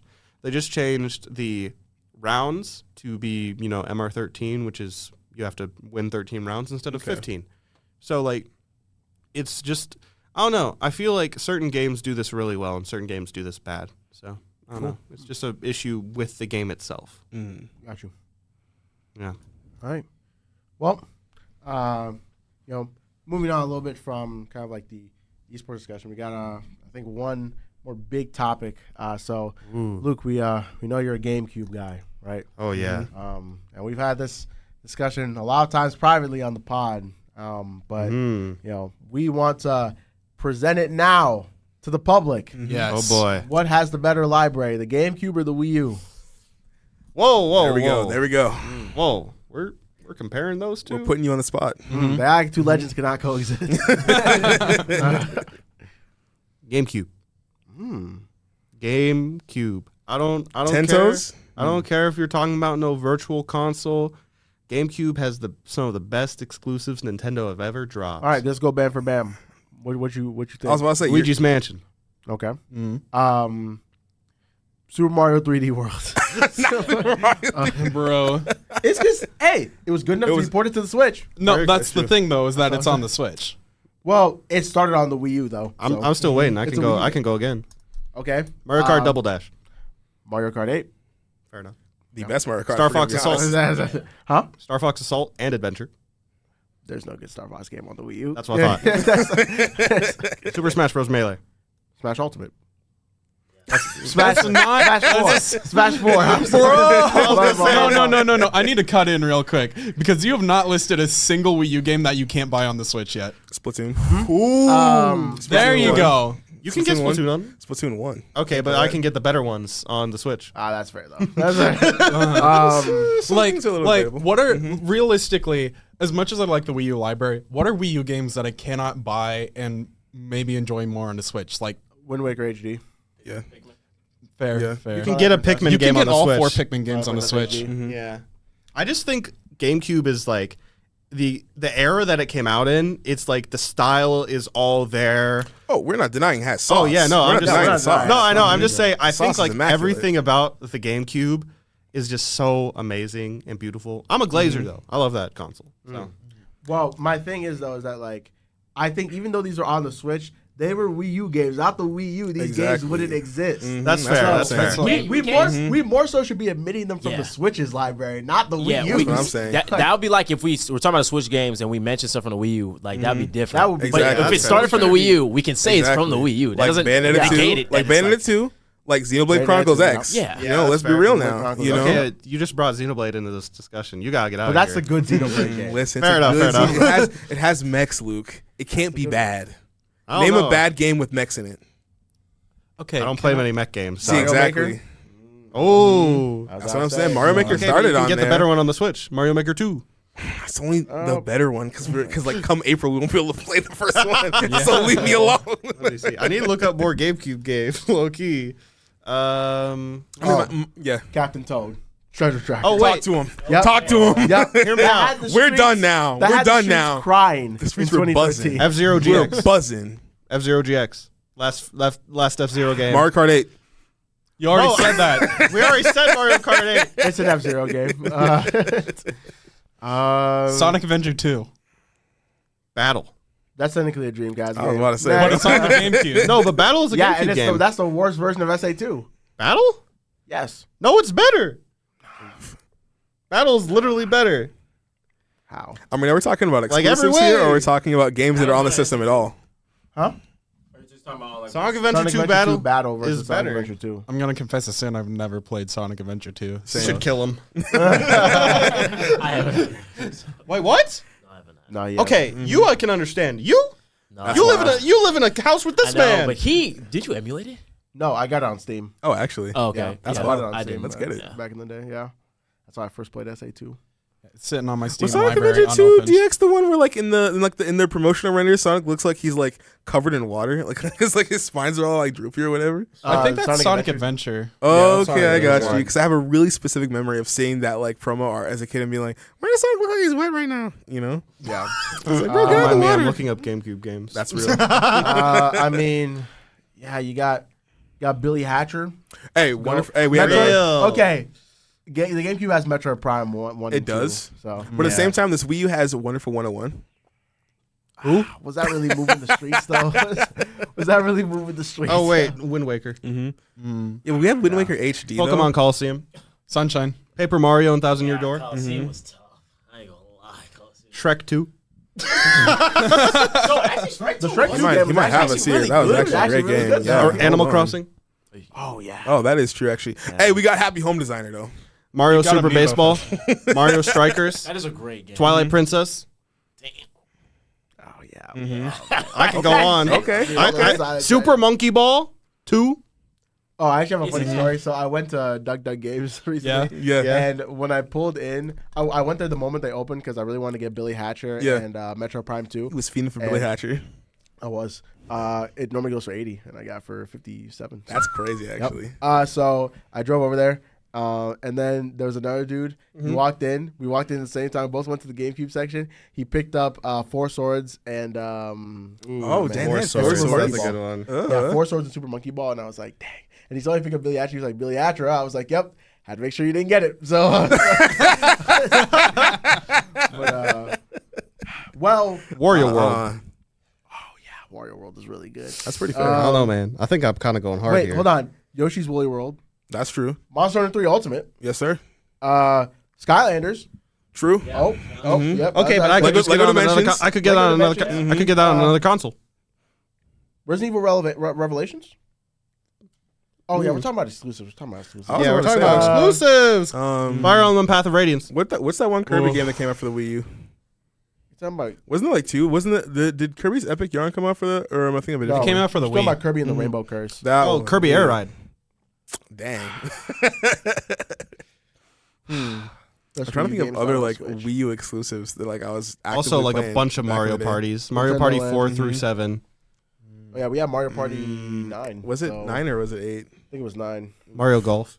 I really did forget that the Wii had the worst Mario Okay, Party. That's Breath of crazy. the Wild is technically the game that the Wii U originally belonged to. know, Bro, that was a He's not- launch title for this. But he's It not was- wrong. but it I'm did not come out on the wrong. Wii I'm U, literally and not the wrong first now. demos, and the first You're not demos were wrong. all The first Wii U. demos are for the Wii The U, first time we so saw I it was don't all know. Wii. You know I what? did That's too. Shadow the fair. Hedgehog. Okay. Oh, that's not an exclusive though. That's fair. He's not wrong. Wait, Shadow the Hedgehog's not an exclusive? No, it's the on game is PlayStation PS- and on yeah. Xbox. I was gonna say, okay, yeah. never mind. Oh, There's, Donkey Kong Jungle Beat. Banger game. That's so real. it's not better than Tropical Freeze. It's not. That's fair. That's totally fair. No, that's what I will give you that. Shoot. Pushmo, What the heck is a Pushmo? indie game. He doesn't know what a Pushmo is. I don't know what Hyrule Warriors. Mario Tennis. That's fair. Actually. Okay, fair. I liked Hyrule Warriors a lot. I'm not gonna lie. Yeah, I'm gonna concede. We got cooked. Pokemon XD Gale of Darkness. All right, you won. You can stop. No, don't. Keep going. Keep I going. can Luke. keep going. Yeah, I'm not kidding. I already said Super Mario Strikers. I can't. Well, there's not much else other than those exclusives. I think. Dang. Yeah. The virtual console carries. The virtual- It does. That virtual console is nasty business, though. Dude, no, it's crazy. Oh. Desperate Nintendo is best Nintendo, That's dog. what They I'm were saying. like, GameCube games. Is Beautiful Joe an exclusive? No. Okay. Well, actually, you know what? I think it is. Or was it? I thought I that was think on it the is, Wii. actually. You know that was actually made by Hideki Kamiya. He made Bayonetta. Oh, so Beautiful Joe as well. Never played it. Probably That's gas. wild. I don't know. I've not heard bad. good It's pretty things, good. but I do not know. You didn't I've mention seen Fatal people play it. Frame. I think Fatal Frame is exclusive too. That's Oh also yeah, true, Fatal Frame. No, Eternal Darkness. Eternal Darkness. My bad. Oh yeah, I've never that played game's it, so I fire. didn't even think I've about watched it. a couple of video essays on it. It's a great game. You know, Yeah. never played it, but it's great. GameCube's library is really hard though. It's so good. Why is it always like the consoles that are just not as successful that have the hardest libraries? because they're not as Nintendo's successful. desperate. Like literally, Yeah. exactly. And- It's like we like- gotta put everything Listen, in, bro. like we software. were talking about this last pod where it's just like when companies were really just trying to experiment and see what they could do, they made some We really were trapping fun like stuff. the Rentmans do. We talked That's a little what bit I'm about saying, those dude. ads and stuff. Yeah. And we talked a little bit about the GameCube as well and how just like it felt like Nintendo was like, man, what if we just did really cool stuff? Like you could play your Game Boy games on the TV. Exactly. Like, that was so gas. We had that that was when I was pretty gas. younger. Mm-hmm. man. Like, and then the marketing for the Wii was so good, dude. Yeah. Everyone and their grandma. we Yes. would literally. like to play. I was like, I didn't even know. I was like, That's what I'm whoa, saying, dude. I want Again, that. the ubiquity of I just being think- like the controller's a remote. You guys all have remotes. I was gonna say, you guys all have remotes. It's simple. Oh, how do I bowl? Dog. Listen, just you just act point like it. you're bowling. Like, Listen, So good. the adults were eating that up, They bro. were. My favorite thing was going over to a friend's house and having all the adults play Wii Sports my and seeing they would get deep into them. They would get deep into bowling, the bro. thing that convinced Kelechi and I to get a Wii was we went over to our friend's house and she had Michael Jackson Experience, and we literally like, okay, yeah, this is gas we need. She had Michael Jackson Experience and Mario Kart Wii with the Wii wheel. Yes. I was Okay. This is slightly Listen. off topic, but also slightly relevant. Yeah. I think one of my favorite / most embarrassing Wii memories was Andrew and I. Whenever he came over to my house, he'd bring Budokai Tenkaichi 3. Real. And it wasn't as simple as the PlayStation one where you just press the button to do Yeah. the moves. You had to like prep Okay, the that's kinda dope, Kamehameha. actually. That's kind of That's dope, a actually. gas. Literally my entire life, I was like, man, I wish someone made a good Dragon Ball game of motion controls. And then Xenoblade, not Xenoblade, Xenoverse. yeah, came out for the Switch, and I was like, what's finally happening? Literally. I can go like this. That's what I'm saying. And they were like, oh yeah, we've got it in there, and it never worked. It never Literally. Dang. I don't think I didn't even know Xenoverse had motion. Yeah. Wait, didn't know. that reminds me of Naruto Ninja Storm. To charge really? ki, you'd like go with like this with the Wiimote or That's so something. Like you dope. fold it up. It was so gas. That's actually dope. yeah, it was so He was cool. cooking. We did cook. Yeah. The Wii was cooking. When it was cooking, it was really cooking. We would like to Dang, play. we even had freaking Muramasa on the Wii. I totally forgot because I picked it up off of Duck Duck Games. Yeah. Amazing Like, game. the drop off after the Wii with advertisements was so bad. Cause Yeah. It's like the Wii U was just like, Mom, Dad, here's why I should get a Wii U. And it's like their Oh, kids my giving a goodness. presentation or whatever. Because I used to study Wii U ads because so many people are like, they're so bad. I'm like, no, they're not. And I would watch them and I'm Pretty like, oh, horrible. wow, they actually are really Yeah. bad. They're really bad. That's why the first I remember ads the first out ad for Amiibo. It was Mm-hmm. so bad. That's why like the first ads out of the Switch were just like, these are 20-something-year-olds playing the Switch in their adult lives. Also kids, but also 20-something-year-olds. This is not just for children. Yeah, Yeah, that and was this, good. if this was Yeah, 2011. Literally. They'd be like, dude, you want to come over and play my Switch? And it's like, yeah, man, we're when I- 21-year-olds playing the Switch. Yeah. Also, like the Switch making a sound as its marketing tool was so yeah. good. Dude, click- I'm literally the like click was so good. conditioned. Like whenever I hear that, like I have to turn my. I was driving, Yeah. from like Florida back to Ohio, and one of my friends was checking their Insta, and I just heard the Switch noise, and my brain literally took my eyes off the road and was like, huh? And then he died. And then I died. Right on I-76. But no, dude, it's just like I really like the fact that like the Switch's marketing is really consistent. It feels it's like outside of the commercials they get in Japan, which are really great, it feels like over here it's a little sauceless. We've talked about the UI and everything. Their commercials are very safe here in the US. Now you know what had sauce? Yo, The GameCube. real. That had sauce. That's what I'm saying, Real. dude.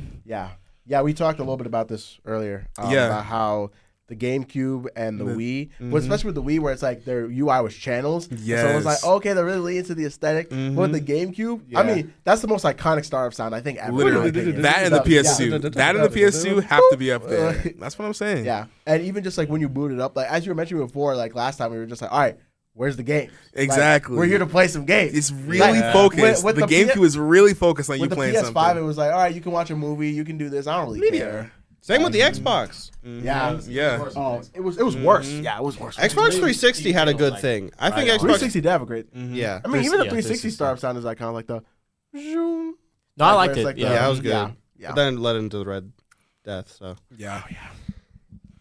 no, that happened to my brother's Xbox 360 like multiple times. Y'all are Both of stronger them. men than me. wild. I would have known that was the last time I was ever getting a 360. No, my mom would have been like, "Oh, it's broken, just like that." Okay, Cool. yeah, that's it. That's it. I was like, bro, can we like switch to a different console? No, bro, the Xbox 360 is so gas, bro. We gotta keep it. It's like, bro, please, Dude, please. 360 no scope, 360 radical. Uh, Yeah, but yeah, no. So we concluded the GameCube wins the band for band. It does. So, moving on, we got our pause menu of the day. Ooh. So Luke, a little bit of explanation for you. Every clearly don't single episode, we bring up a pause menu to review because we're the pause menu. We're reviewing pause menus at the end of the pause menu. Exactly. Pause menu of the day. So our pause menu for the day is the Dragon Ball Fighters pause menu. As you see here, it's I'll put it on the screen as well. It's just a list of items. You can change your character, different settings. This is for training, but the one that's actually in game is like much less than this. I think this is very fitting considering what we talked about Yeah. today. yes. Yeah. So I think Luke should go first. Yeah. So what do you think about this pause menu? I think it's very since it's training mode, it's very specific. It has very specific things for every part of the game. And I think it makes it very easy to understand and lays out everything like importantly. And ArcSys is kind of goated with those pause menus. They're very good at what they do. Oh yeah, Guilty Gear's pause menu is really good. Yeah.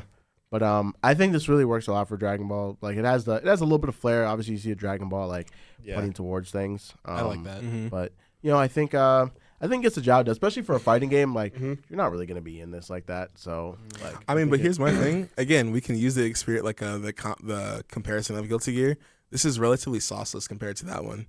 That's kind of my only thing. I'm I gonna feel keep like it real. I can't remember Guilty Gear's pause menu off the I top do. of my it's head. like It's isn't like it- angled I kind was of. about to say, yeah, exactly. It's like, don't get me wrong, Fighters is great. You can definitely tell they put a lot of effort into the actual game. Literally every animation is like a reference to something in the manga or the anime, which is dope. But it's like they definitely kind of done a little bit more here because sure, it gets the job done, but it's not really like making me feel immersed into Dragon Ball Fighters. You know what I'm saying? Yeah. Which I think we've talked about. Really good pause menus kind of really do that. When like last pod we talked about the Breath of the Wild one, right? Yeah. Where it's I like thought you talked about the Persona 5 one last.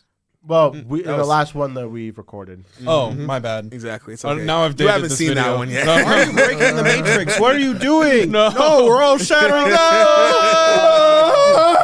But it's like, yeah, we talked about Breath of the Wild, where it's like my immersion is kept because like Link's right there, and like I'll be putting the armor on him, and I'll be making him eat the stuff. You know what I'm saying? What's going on? It's Even like, when you're very cold or you walk into a cold area or a hot area, like Link will shiver. Or he'll be like, exactly. You know, I love that. Still, So like, see what's going on. maybe here they just need like Chaozu being like the one pointing out the different things on like the I don't menu know. or something like I that. feel You know? like at the same Like time King though, Kai or whatever. Exactly. Like, You know. at the same time though, like you're not like we said, we're not going to be really focused on that in a fighting game. You're going to be a lot more. But the sauce will be exquisite though. Think about if you pause it, it's literally King Kai opening up a scroll. And it's like him like pointing at different things. That would be really, really cool. You know?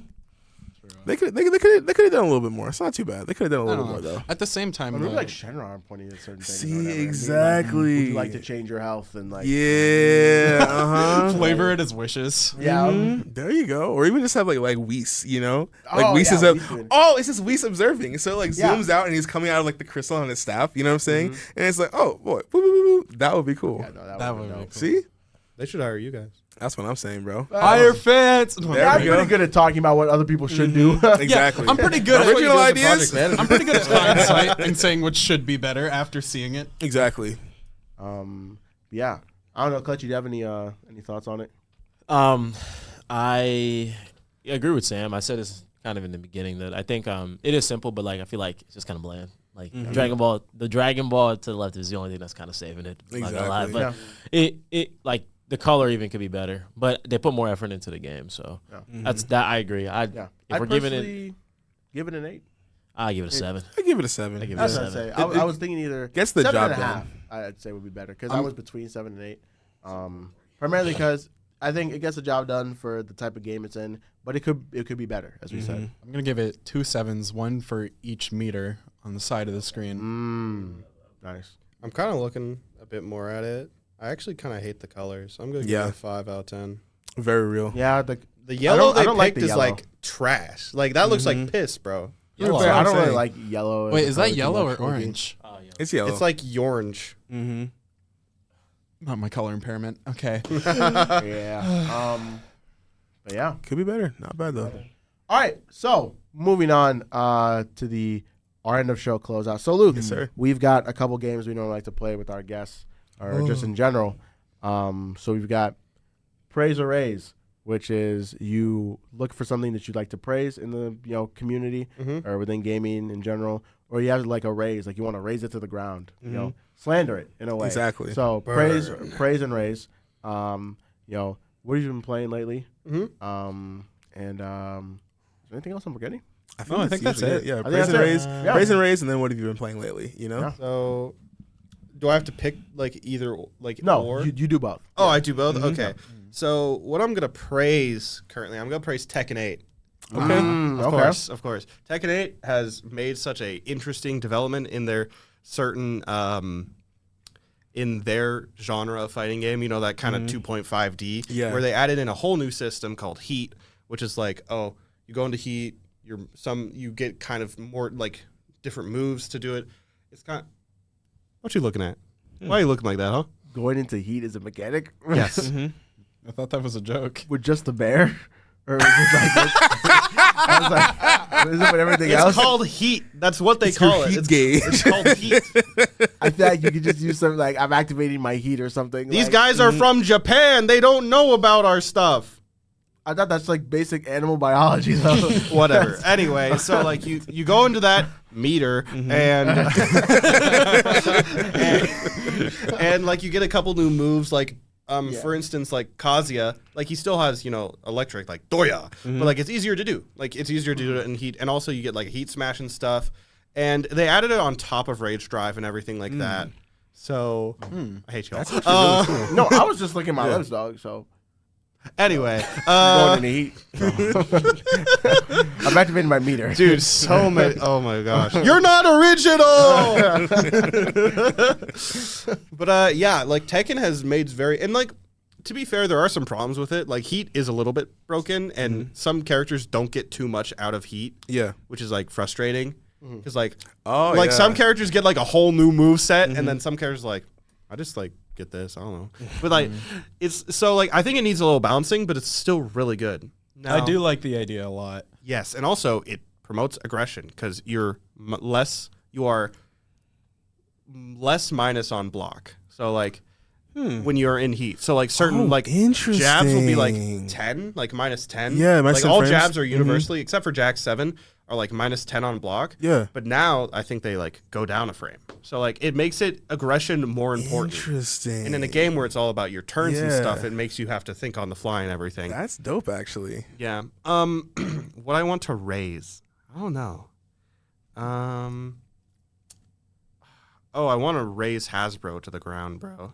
Like the toy company? Yes. Oh, yeah. Didn't they lay off, lay off a much more people? So what happened is, this is like outside of gaming. This is like, tabletop gaming. Yeah. They laid off a bunch of people, and also they kind of screwed up their relationship with Larian. Yeah. Made Baldur's Gate 3. So we're getting no more content for Baldur's Gate 3. No DLC. No sequel. Just no sequel. We're just getting updates. That's it. So no more added content, and that makes me really sad. I was about to say. Hasbro are terrible to work with. That's what the person who runs Larian said. It was like, wasn't it like most of the people that were in those initial meetings were just gone? He was saying, yes, that's crazy to me. I want to raise Hasbro to the ground. It's good, baby. I dislike Hasbro heavily. They've ruined Wizards of the Coast, and it's like easily D&D as a hobby is still strong, but like man, it's rough. It's just hard being it's hard enjoying a hobby when the company behind it just sucks and is trying to be as anti-consumer as possible. Exactly. But you like the hobby. Same with Magic. Same with Magic. Yeah. Games Workshop isn't doing too different with Warhammer. Nope, that's Games Workshop. Okay, but Games Workshop's been up and down recently too. Yeah. Okay, Luke, so what have you been playing lately though? I've been so I got a 3DS recently. Let's go, baby. Because my friend was like really gracious to me and gave it to me for like $30. Let's go. But I've just been replaying a bunch of 3DS games that I played as a kid. I've been playing through like all the 3DS Fire Emblems. I actually for the first time have been playing the Donkey Kong Country on the. Oh, let's go, baby! I haven't gotten too far because I've been focused on that. But after that, you gotta play Tropical Freeze. I should. Yes, but I think it's better than Returns by a lot. Yeah. But other than that, like I've just been playing through Elden Ring again because my friends have been playing through Elden Ring for the first time, so I've been like playing along with them and stuff. And also I'm prepping for Shadow of the Erdtree. So excited. I've been playing Smash and Tekken, standard. Been playing that for so long. I don't think there's any new game I've really been playing. Helldivers too, though, right? A little bit, yeah. I've been playing Helldivers with you. And Brendan. And you. Nah. Luke the Goat. Yeah, I logged on yesterday. Brendan and I played. He was level like 40.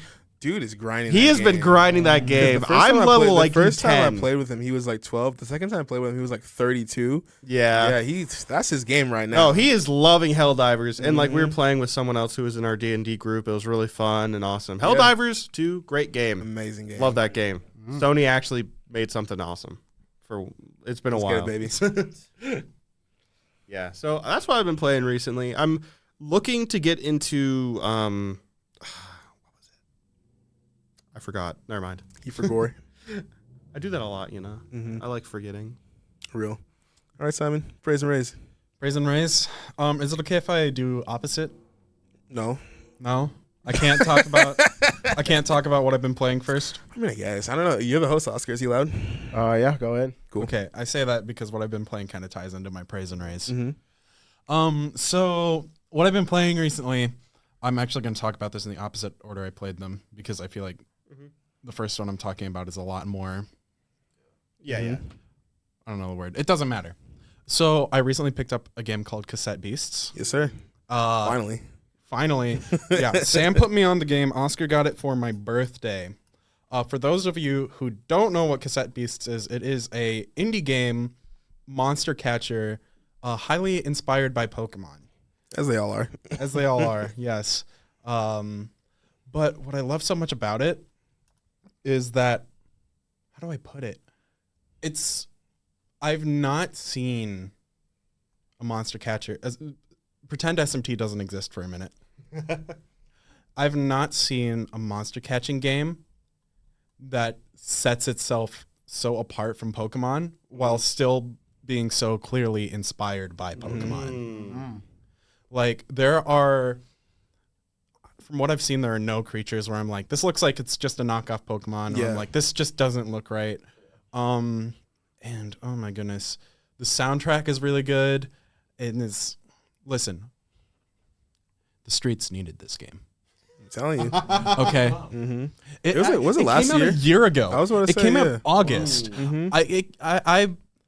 While Scarlet and Violet was having its glitch fest, this game came out, and it deserves more attention because. Talk to me about the battle system. I love the battle system. Okay, so it's all doubles. It's all double battles. We love double battles. And there is no such thing as super effective moves. Instead, they have what they call chemical reactions. So instead of doing super effective damage, types will affect each other in certain ways. Like, for example, if you use a metal type attack on an ice type, that acts like an ice pick. So that lowers the ice type's defenses, and then you're hitting them harder.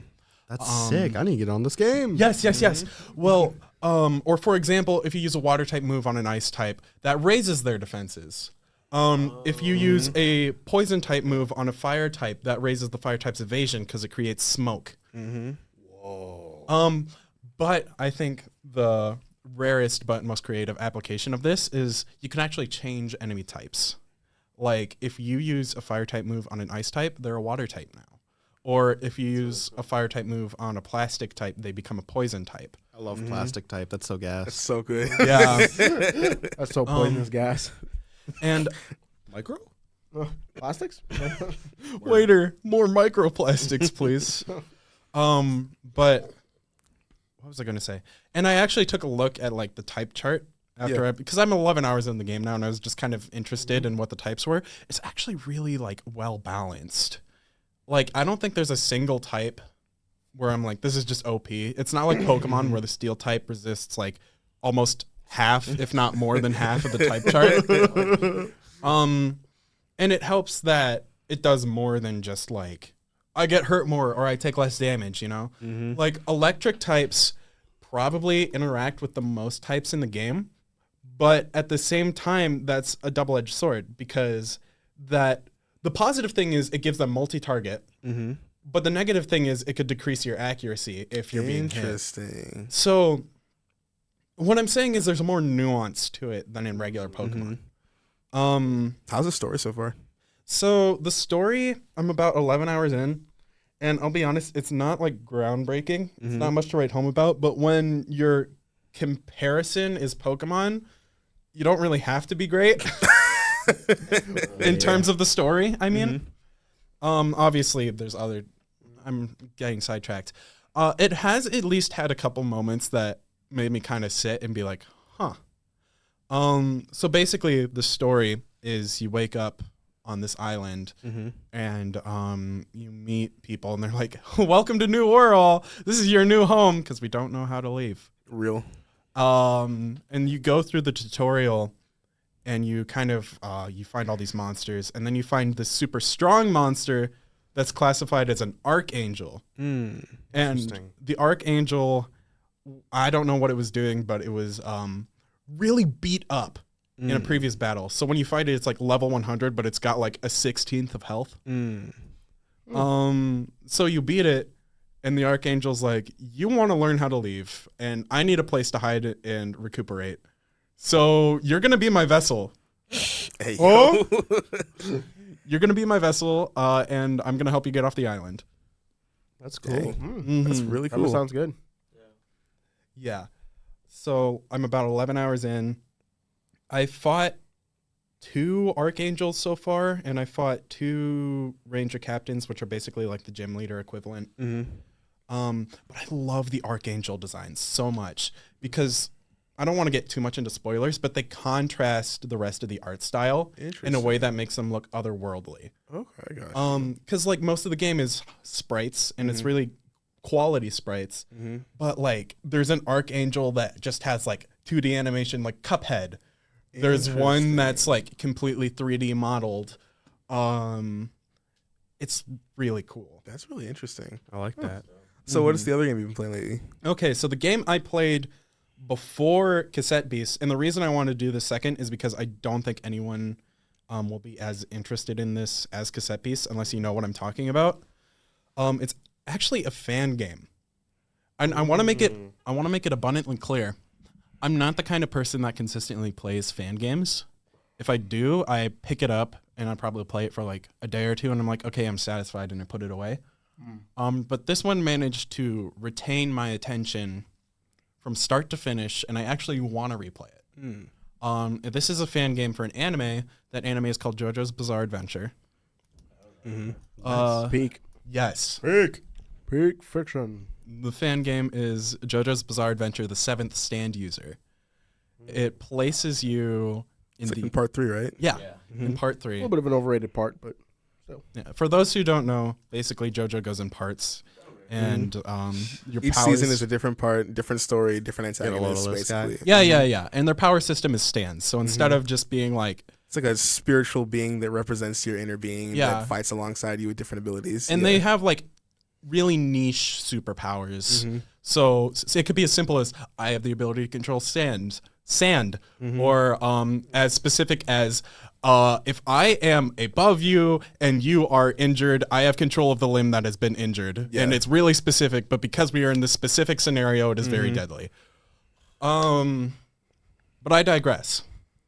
So basically, the game puts you in part 3, and you're a part of the gang. You're going to Egypt to kick Dio in his butt. Yes, sir. And how the game starts is it actually has you do this personality quiz. And depending on how you answer... Yeah, it's like Pokemon Mystery Dungeon. And depending on how you answer, it assigns you one of 18 different stands. Which is really dope. That's a lot of variety. Yes. And that's part of what makes it why I want to replay it. But basically, these stands can interact with the story in a different way. So, for example, like if you have a healing stand... moments in the story where characters are injured and should be out of commission for like several episodes, you just fix them.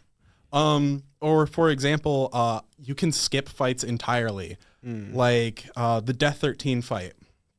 The entire reason that fight happened is like, oh, our baby is sick and our second plane isn't working, so you guys need to take him on your plane. Yeah.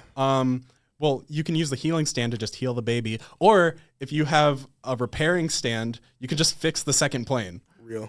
That's dope. And it's a game that doesn't have a lot of choices, but the choices that you do have matter. Because the character you play as isn't just like a non-personality self-insert. The responses you give to certain questions give you certain traits. Like, you could be squeamish, and that changes how your character acts through the rest of the story.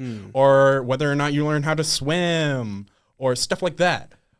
So it tunes your personality to you as you play, and I think that's really creative. This was all made by one Japanese woman, too, right? I haven't even gotten to that part. Sorry, I'm like, that's my favorite part. This was all made by one woman in Japan and her husband.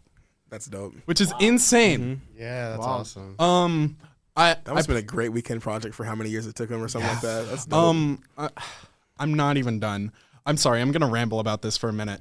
But I wanted to take a second to talk about the combat and how that was oriented. Because when I took my personality test, I got a stand called Adam Ant. And basically the concept of Adam Ant is it is a long-range group stand of thousands of insects. It's pretty self-explanatory.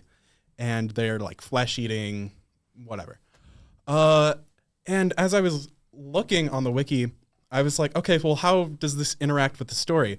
And I was honestly a little disappointed because like I was reading all these stands you could get that like could learn special moves depending on criteria or skip fights or just do a lot more stuff. And like Adam Ant had a few dialogue changes and then you could change the fight with the sun a little bit. That's literally it. And at first I was like disappointed, but I didn't want to change my stand on my first playthrough either. Yeah. Just because I wanted to play through what it gave me. But then I started rethinking about it. I'm like, okay, so what does Adam Ant have that all these other stands don't? Because as Dio says in part 6, there's no such thing as a bad stand. It's how you use it. So I start looking through my moves and I realize I have a status effect called Swarm, which basically lowers the opponent's speed and drains a fraction of their health each turn. Yeah. And I started to realize I'm one of like the only things in the game that has this. Not only that, but like half of my special moves have a chance to inflict some sort of status effect. Interesting. So here's the debuffer. Yeah. So what I started doing was I started swarming them, and then I would be like poison, berserk, blinding. And this is a game where debuffs. This is a game where debuffs actually matter. That's too. wild. It's not like Pokemon where it's like, oh, I'm paralyzed, whatever. I guess I'll punch myself. Yeah. It's like if you're paralyzed, well, shoot, I better have the cure. I guess I'm just out of commission for a few turns. That's wild. But no, that actually ended up carrying me through so many fights to the point where I was fighting secret bosses and I was like, oh my goodness, I don't know if I can make it. And then I beat them in the next turn because the swarm was slowly eating them alive. That's dope. And it was just really satisfying because it encourages you to think outside the box a little bit. That's dope, honestly. Oh, and there was also one point where I learned an ability that buffed me So I just started out every fight buffing myself and then debuffing the enemy, and then just swarm through them. Some of my favorite loops in SMT. Let's get it, baby. Yeah. So basically, to make a long story short, I don't play fan games often, but if you like JoJo's, this is the one fan game worth playing. If you're interested in playing it yourself, it's free. There's a JoJo's 7th Stand user wiki that has an FAQ. If you go to that FAQ, you can find every single downloadable version of the game. I personally played through 2.8, as that is the most recent one. There's like a fan-made deluxe remaster that gives it colors and stuff, but I did not go for that. I just went for the most recent official patch. But yeah. So praise and raise. Oh yes. Well, my praise is definitely fans, because it's very clear to me. You. We're waiting for some pause menu fan-made content. No, I'm Exactly. kidding. It's definitely fans because, like I said, that entire JoJo's fan game was made entirely by one woman. And it's abundantly clear to me that the people who made Cassette Beasts are Pokemon fans. But at the same time, they've given it a whole new identity, and I think that's beautiful. Just not Pokemon. Yeah. It's more than just not Pokemon, and that's why I love Cassette Beasts. I can't put my finger on why it's more than not Pokemon yet, but I hope to do so in the future. Okay, make a video on it. Yeah. June deadline. It's not going to be the Cassette Beast video. July. I'm not making a whole Cassette Beast video in 1 month. What are you raising? I had an answer and then I forgot. We can circle back to you. We can head over to Kelechi if you want. Give me a second.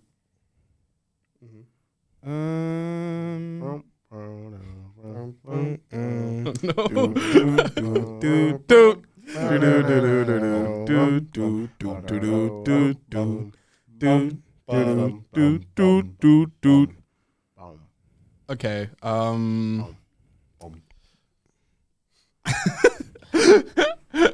I'm go to Kelechi. I'll come up with my raise later. Oh, sorry, you need the mic. There you go. Praise and raise. I probably don't have another raise, but praise. I'll probably just say I'm gonna just give it to just TOs, people that organize. You know, we love that. Out their way. I feel like that's something that takes a lot of work and effort. Underrated, honestly. Very underrated. You got to have a lot of passion for the For game. Real. And a lot of patience to deal with people. A lot of patience, so I'll say that. What you been playing, Kelechi? What's your raise? Oh, my. He only plays Peak. He doesn't have any. He only has good experiences. Yeah. I don't No know raise if I for have this a week? raise for real, yeah. That's cool. What I've been playing this week is Final Fantasy VII. Yes, sir. The game is gas. I've been playing it all week and hoping to finish it. It is very different than it's probably. I mean, the game I know is very old, but it's very. It's held up. I ain't gonna lie. The story is really good right now. But you're playing the remake. Yeah, remake. Yeah, the Intergrade, right? No, not Intergrade. No, just remake. Whatever the one is on PS5. Yeah. Is it the one that you don't have to subscribe to? Yes. Okay, That good. one, yeah. That one. It's a lot different than Final Like Fantasy 7 16. online or something. But it's it's fun. That's what I've been playing for real. I'm gonna play that for the next week. So Let's get it, baby. Easy. What I've been playing? Easy. Dragon's Dogma 2. Loving that game. Having a ton of fun. Don't sweat so hard about what people are saying on the internet. Microtransactions are not really that necessary for the game at all. I remember it's my Capcom raise. being dumb. If your raise is gonna be Capcom, that was gonna be my raise too. But go for it. I was just gonna say microtransactions for Dragon's Dogma 2. Easy, because my praise is gonna be Capcom and my raise is gonna be Capcom. Praise because Dragon's Dogma 2 is a great game. I'm really loving the environment. I'm loving the character interactions. Being able to fist bump my pawn after a good fight is it's so good. The team attacks are great. Just like the emergent encounters are awesome. Like the starting town that you like start out in. I was just like came back there after a mission, and then like an ogre just pops in through the front gate, and I'm like, whoa, what? This can happen? And then like the whole squad, all the warriors inside the whole town, everyone shows up and starts fighting. That was great. I love moments like that. So definitely praising Capcom. Dragon's Dogma 2 is a ton of fun. I'm enjoying exploring. I'm enjoying the camping mechanic. I'm enjoying just the fact that it feels like they're really like hitting their stride as what they wanted the game to be. And then my raise is Capcom because we didn't need all the random dumb microtransactions that are destroying the public image of your game right now. Because people are acting like, you need to pay for your fast travel. No, you don't. You have aux carts and all of the teleporting stuff you get in the first hour and a half of playing. Chill out. Oh no, you need to pay to change your character. No, you don't. You can do that in the first hour of the game. Relax. Oh, you need to pay to get experience. No, you don't. It's there if you really want that. But it's like, you can tell that like the developers didn't have that as any system. Like the developers didn't design the game where you need microtransactions to balance it out. Okay, But so here's my question. Capcom's just doing that for money, I guess. If you can get this all in the first hour or two of playing, what idiot would pay for any of those? People that just buy things. Or people that don't have the time, like if you Or just don't want to grind, like or if you people don't, who are just impatient. It's Yeah. not even like much of a Yeah. grind, but at the end of this, it's like, it's Capcom being Capcom. They've been doing that since freaking Devil May Cry 5 with the blue orbs. Like go on the Steam page right now. There's at least 3 to 5 things where you can just buy blue orbs off of. As far as microtransactions go, That's fair, but I also feel like it was way less apparent. I mean, yeah, because like they had the blue orbs in the middle of all the other DLC stuff, but for like Capcom with DD2, it's just like, here's all of these things that you don't need that you could buy with more actual money, but Capcom's in kind of their half good, half scummy era right now. Is what it is, you know? Capcom's still going to be like one of the best companies for me no matter what, even in Legacy. All right, big dog, the host. So my praise is going to go to the GameCube as a system because I've been doing a lot of GameCube collecting. Shows me that there's been some really good stuff going on. I just got Star Fox Adventures. Let's get it. Hatcher, Metro Prime 1 and 2, Mario Power Tour. Just a lot of great, phenomenal games. Looking forward to collecting more for it. And I collect to play, so I'm looking forward to playing some of the games I missed out on, like Star Fox Adventures. So Nice. it's going to be good. And then my raise is used game prices because Yeah. looked into some Yeah. so I've been getting into the PS2 horror aesthetic a lot recently. So I've been looking into Silent Hill 1 and 2, Fatal Frame, Dino Crisis, and Parasite Eve. Yes, sir. 1 and 2. So I've been looking forward to playing those games. I have Parasite Eve 2. And I think I'm going to try and get Silent Hill soon. But Silent Hill 2 is $150. So For real. on the aftermarket. So it's Fun not looking times. good. It's not looking good. But yeah. That's almost as bad as Path of Radiance and Radiant Oh, yeah, Dawn, really. bro. Literally. So, but you know, we move. So, Which one what have I playing been playing lately? Well, for the first time ever, we have a double what you've been playing lately. I've been playing Final Fantasy VII. So, except I've been playing the original. So I'm gonna try and get the original on the PS1 soon. But I've been playing it on the Switch as of right now. It's been gas for sure. So I started a while back, but I picked it back up again. That's I cool. think everything just about the charm of it and just like honestly just the love that could be conveyed through such limited technology to see it now. I was about to say, And bro, how, they look like, like Final toys in Fantasy- the PS1, low key. Yeah, and like how Final Fantasy VII has been like has just aged well, honestly. I think, Good staple throughout for all the. these years. So. But yeah, that's what I got. Good stuff. All right. Well, thank you guys so much for tuning into the Pause Menu Podcast. Been your host, Odd. So at the end, we also like to plug in our socials. Luke, where can the people reach you? You can see me on Twitter, book_of_Luke, Real. because someone took that. Someone took the original. It pisses me off. Like, I don't know. That's where you can find me. I'm on Twitter. I don't like any other socials, really. Twitter's also low-key bad, but I just do it because it's easy to keep track of people. Yeah, He's find so me there.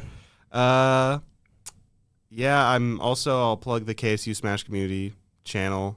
We have it on YouTube. We stream every Friday. Not this Friday because we're on spring break, but every Friday is Kent Combo. So tune in if you want to see some of the Northeast Ohio Smash scene. That's for Kent State University. Kent State University. Also, I go there. So if you want to stalk me, you can find me there on campus. You just doxed yourself. That's okay. Only a little bit, though. That's all good. Bro, right. oh no, 50,000 students. How are they going to find me? Simon? Oh, right. I don't really have socials, but my YouTube is Sparple. There's currently nothing recent on there, but we're gonna have something in June. June. And July. July. June. If And July. okay. And we August. Don't give them that expectation. And man. August. June, No. July, and August. All summer. No. It's going to be a summer of Sparkle. No. We're calling it right now. Sparkle, baby. I'm gonna wanna get back into video making, but I'm not promising a new video every month. You're going to be consistent, so that way you're going to actually get yourself back in. Bro, I'm gonna be consistently job searching. Yeah, you can do both. June, July, and August. You're in healthcare. You'll be fine. Yeah. Okay. All right. Any other socials? No. All right, cool. Kelechi. Sorry.